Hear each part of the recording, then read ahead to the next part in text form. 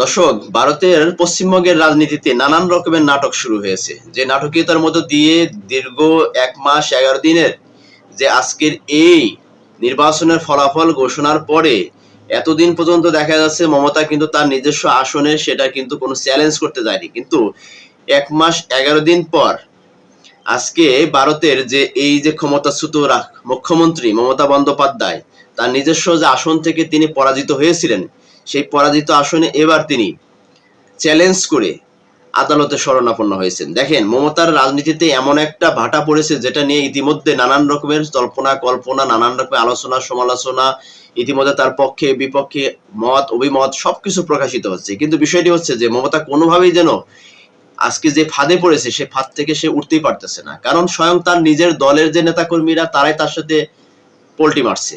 কারণ ইতিমধ্যে দেখা যাচ্ছে যে তার যে ৮০টে আসন ছিল সেই ৮০-র মধ্যে এখন হয়তোবা হাতে গোনা ২-৪টা আসন তার দলের ভিতরে আছে। বাকি সবগুলো সরাসরি অন্য দলে যুক্ত হয়েছে অথবা নিজেদের মধ্যে আলাদা তারা একটা গ্রুপ তৈরি করেছে। সেই গ্রুপের মধ্যে দিয়ে মমতার দল থেকে তারা পদত্যাগ করে আলাদা একটা সিস্টেম তৈরি করছে তারা। এবং সর্বশেষ যেটা বিষয়টি নিয়ে যে মমতা এখন নিজে কোনো কুল না পেয়ে সে তার নিজস্ব আসনে এবার চ্যালেঞ্জ দিয়েছে আদালতের কাছে। সে শরণাপন্ন হয়েছে যে আমার এই আসন অবৈধভাবে আমার কাছ থেকে ছিনিয়ে নেওয়া হয়েছে। দেখেন, তাহলে ১ মাস ১১ দিন তিনি কি করছেন?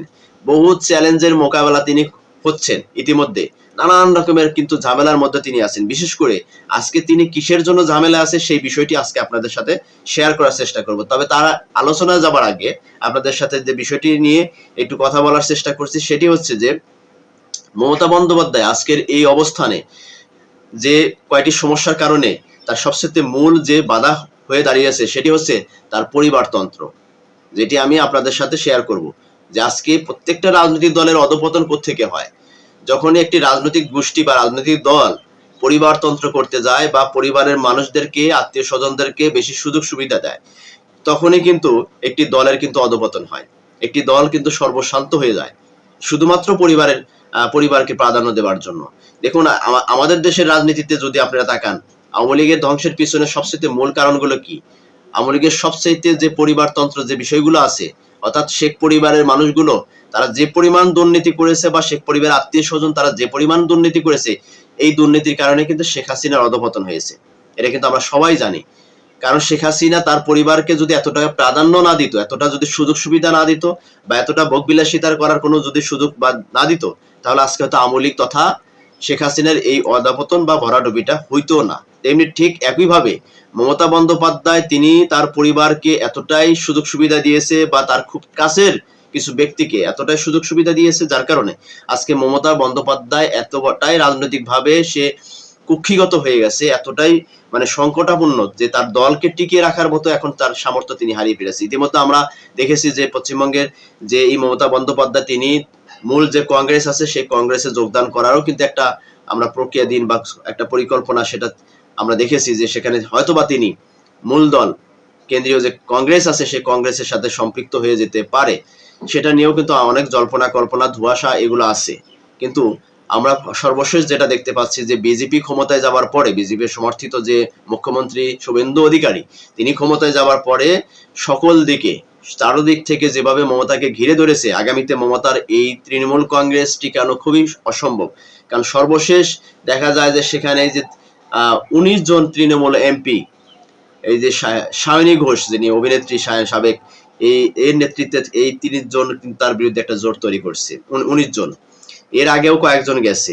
ঠিক আছে, সবশেষে যেটা বলতে চাচ্ছি যে তার যে পারিবারিক তন্ত্র বা পরিবারতন্ত্র সবচেয়ে বেশি সমস্যা তৈরি করেছে তার যে ভাতিজা, তার এই ভাতিজার কারণে আজকে কিন্তু মমতা বন্দ্যোপাধ্যায়ের কিন্তু এই ভরাডুবি। আমি যেটা মনে করি, আমার ছোট্ট জ্ঞানে আমি যেটা মনে করছি যে আজকে মমতা বন্দ্যোপাধ্যায়ের সবচাইতে বড় সমস্যা হয়ে দাঁড়িয়েছে তার যে কিছু লোককে সুযোগ সুবিধা দেওয়া, খুব কাছের লোকজনদেরকে দুর্নীতির সাথে জড়িয়ে যাওয়া, তাদের বিরুদ্ধে সরাসরি কোনো অ্যাকশনে না যাওয়া এবং সেই বিষয়গুলো পরিষ্কার না করা।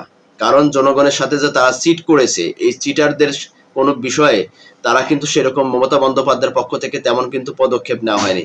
এবং তার ভাতিজা যে দলের মধ্যে আধিপত্য, অল্প বয়সে যে সিনিয়র নেতাদের সাথে তার যে আধিপত্যবাদ, সেই আধিপত্যকে সে কিন্তু অবশ্যই কিন্তু সুযোগ সুবিধার মধ্যে দেওয়ার মানে ওইরকম ভাবে যে মমতা যে ভাতিজা আছে সে ভাতিজার বিরুদ্ধে তেমন কোনো অ্যাকশনে তিনি নেয়নি, এবং বরঞ্চ তিনি তার ভাতিজাকে অতিরিক্ত পাওয়ার দেওয়ার ফলে তৃণমূল কংগ্রেসের মধ্যে যে সাধারণ যে নেতাকর্মীরা আছে তারা বেশ ক্ষুব্ধ, যার কারণে আজকে যে এই সুযোগ বুঝে তৃণমূল কংগ্রেসকে অর্থাৎ মমতাকে এমন একটা ফাটাবাসের চিপার মধ্যে ফেলেছে যেটা আর কখনোই সে উঠে আসতে পারতেছে না বা উঠতে পারতেছে না।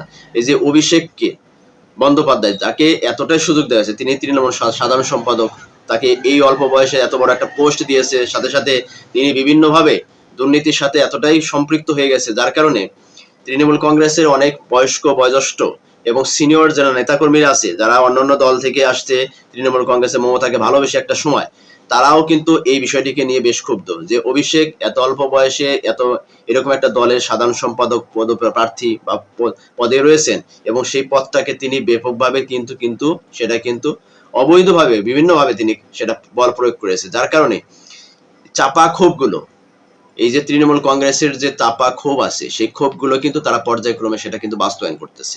আজকে দীর্ঘ 15 বছর বা 15 বছরের মতো ক্ষমতায় থেকেছে মমতা বন্দ্যোপাধ্যায় পশ্চিমবঙ্গের মসনদে। এই দীর্ঘ সময় ক্ষমতা থাকাকালীন পর্যন্ত মমতার দলের মধ্যে যে ফাঁকা মানে একটা যে ক্ষোভ ছিল, চাপা যে একটা ক্ষোভ ছিল, যে এই দলের নেতাকর্মীদের মধ্যে, বিশেষ করে মমতা এবং মমতার ভাইপোর এই যে অভিষেক বন্দ্যোপাধ্যায়ের উপরে তাদের যে একটা চাপা ক্ষোভ ছিল, সেই চাপা ক্ষোভটা ফুসে উঠেছে, এবার সেটা প্রকাশ হয়েছে। কারণ বিজেপি ক্ষমতায় আসার পরে তারা সুযোগ পেয়েছে, বিজেপি যেমন এই বিষয়টিকে তারা মূল পয়েন্ট হিসেবে ধরেছে যে তাদের দলের মধ্যে কারা মমতার উপরে এবং মমতার ভাইপো অভিষেকের উপরে তারা চাপা ক্ষোভ তাদের মধ্যে রয়েছে, তাদেরকে ইন্ডিকেট করে তাদেরকে আলাদা করছে, করে তাদেরকে একটা অফার দিয়েছে বা তাদেরকে একটা টুপ তো অবশ্যই দিয়েছে। কারণ কোন দলের নেতা কর্মীরা খুব সহজে সেই দলকে ছেড়ে যায় না, কখন যায়, যখন তাদেরকে বড় ধরনের একটা টোপ দেওয়া হয়। হয়তো বিজেপির পক্ষ থেকে এমন ধরনের টোপ দেওয়া হয়েছে যাদের ভিতরে একটু চাপা ক্ষোভ ছিল, সেই ক্ষোভগুলো যখন ফুসে ফেলেছে বা প্রকাশ করে ফেলেছে, তখনই এই টোপগুলো তারা দিয়েছে। টোপগুলো দেওয়ার পর সাথে সাথে গেলে ফেলেছে, যার কারণে আজকে মমতার যে তৃণমূল কংগ্রেস থেকে বের হয়ে তারা নতুন দলে যোগদান করছে, বিজেপিতে যোগদান করছে, বা নিজস্ব আলাদা তারা একটা বিদ্রোহী গ্রুপ তৈরি করতেছে। এই সবকিছু মিলে মমতা এমন একটা বিষয়ের মধ্যে পড়েছে যে মমতা যে পার্লামেন্টে গিয়ে এই বিষয় নিয়ে কথা বলবে সেই সুযোগটা তার নাই। কারণ তিনি কোনো একটা আসন থেকে, তিনি 2টি আসন বা 3টি আসন থেকে সে নির্বাচনের জন্য তিনি দাঁড়িয়েছিলেন, সবগুলো সেখান থেকে সবকিছু মানে একটা না দুটো সম্ভবত, যাই হোক, সেখানে কিন্তু সে কিন্তু ফেল করেছে, শুভেন্দুর সাথেও ফেল করেছে। তো পরাজিত হওয়ার পরে তার তো একটা সমস্যা, সে তাকে খুব সংক্ষিপ্ত একটা মানে খুব অল্প ভোটে কিন্তু তাকে পরাজিত করা হয়েছে, যে যেখানে যে শুভেন্দু অধিকারীর কাছে 1956 ভোটে তিনি হেরেছেন, অল্প ভোটই যা, ঠিক আছে। এই ভোটের মাধ্যমে তিনি যখন পরাজিত হয়েছে তখন এখন তো তিনি পার্লামেন্ট সদস্য না, যে পার্লামেন্ট সদস্য হলে পার্লামেন্টে গিয়ে বিরোধী দলের সাথে তারা একটা মত পার্থক্য বা তার যে একটা বিষয়গুলো আছে, পক্ষের বিষয়গুলো আছে বা বিপক্ষের বিষয়গুলো আছে, সেগুলো যে উপস্থাপন করবে সেই বিষয়গুলো কিন্তু তিনি করতে পারতেছে না, এখানে সে পরাজিত, এখানেই সে তার ব্যর্থতা। কারণ তার দলের থেকে যেভাবে লোকজন বের হয়ে যাচ্ছে, সে যে এগুলোকে নিয়ে সংসদের মধ্যে মুভ করবে বা সংসদে গিয়ে সে বিরোধী দল অর্থাৎ বিজেপির সাথে তার যে তর্ক বিতর্ক করবে সেটা করার সুযোগ পাচ্ছে না। এখন বাইরে সাংবাদিকদের মাধ্যমে সে কি বলবে আর কি শুনবে, সংসদে যখন তার পক্ষে যদি কোনো কেউ যদি কথা না বলে, তাহলে তো সেখানে আসলে কথা বলার মতো বা বিরোধী দলকে তাদেরকে জানানোর জন্য বা তাদের সাথে বাকবিতণ্ডা করার মতো কোনো সুযোগ থাকবে না। এই জন্য হয়তো মমতা সর্বশেষ কোনো কিছু কুল কিনারা না পেয়ে সর্বশেষ আদালতের শরণাপন্ন হয়েছেন, যে তার যে পরাজিত আসন আছে সেই পরাজিত আসনের জন্য তিনি চ্যালেঞ্জ ছুড়ে দিয়েছেন। এখন এটা কতটুকু বাস্তবায়ন হবে, এটা কি আদৌ বাস্তবায়ন করা সম্ভব বা আদৌ কি সেই স্বপ্ন কি পূরণ হবে? আমার তো মনে হয় কখনোই সেটা সম্ভব না। মমতার সেই স্বপ্নটা আসলে ধোঁয়াশায় থেকে যাবে। আগামীতে 5টা বছরের জন্য মমতাকে অপেক্ষা করতে হবে, আগামী নির্বাচন পর্যন্ত। যদি মমতাকে সে দেশের মানুষ ভালোবেসে তাকে আবার পুনর্বিবেচনা করে পুনর্নির্বাচিত করে, তাহলে মমতা আবারও সংসদে যেতে পারবে হয়তো, বা এছাড়া সম্ভব না। আমার মনে হয় না আদালত তার এই আবেদন কতটুকু সেটা আদালত দেখবে, হয়তো বা আদালতই ভালো জানে। তবে আমি আমার ব্যক্তিগত মতামত সেটা মনে করছি যে হয়তো মমতার এই আবেদন, মমতার এই আশা বা স্বপ্ন সেটা ধুলোর সাথে মিশে যাবে। দর্শক, আপনারা কি মনে করছেন যে মমতা যে বর্তমানে যে পরিস্থিতির মধ্যে, আসলে এই পরিস্থিতির জন্য সবচেয়ে মূল যে কারণটা আমি উল্লেখ করার চেষ্টা করেছি, পরিবারতন্ত্র, তার ভাইপোকে অধিক সুযোগ দেয় এবং কাছের কিছু লোকজনদেরকে অতি সুযোগ দিয়ে দুর্নীতির সাথে তাদেরকে সম্পৃক্ত করা এবং সেই দুর্নীতিগ্রস্ত নেতাদের বিরুদ্ধে তার কোনো অ্যাকশন না নেওয়া, এটাই আজকে জনগণকে সবচেয়ে বেশি ক্ষুব্ধ করেছে, জনগণকে আসলে বেশি তার দলের বিপক্ষে মতামত প্রকাশ করার সুযোগ তৈরি করে দিয়েছে। আপনাদের মতামত কি এই বিষয়ে, যে আসলে কি আমি যেটা বলছি সেটা সঠিক কিনা, যদি আপনাদের মতামত যা থাকে অবশ্যই কমেন্টসে জানিয়ে যাবেন। আর চ্যানেলের মধ্যে দিয়ে আপনাদের এই যে আজকে মমতা বন্দ্যোপাধ্যায়ের বিষয়টি আপনাদের সাথে কিছুটা শেয়ার করার চেষ্টা করছি, এটা যদি গঠনমূলক হয়ে থাকে অবশ্যই ভিডিওতে একটা লাইক দিয়ে যাবেন।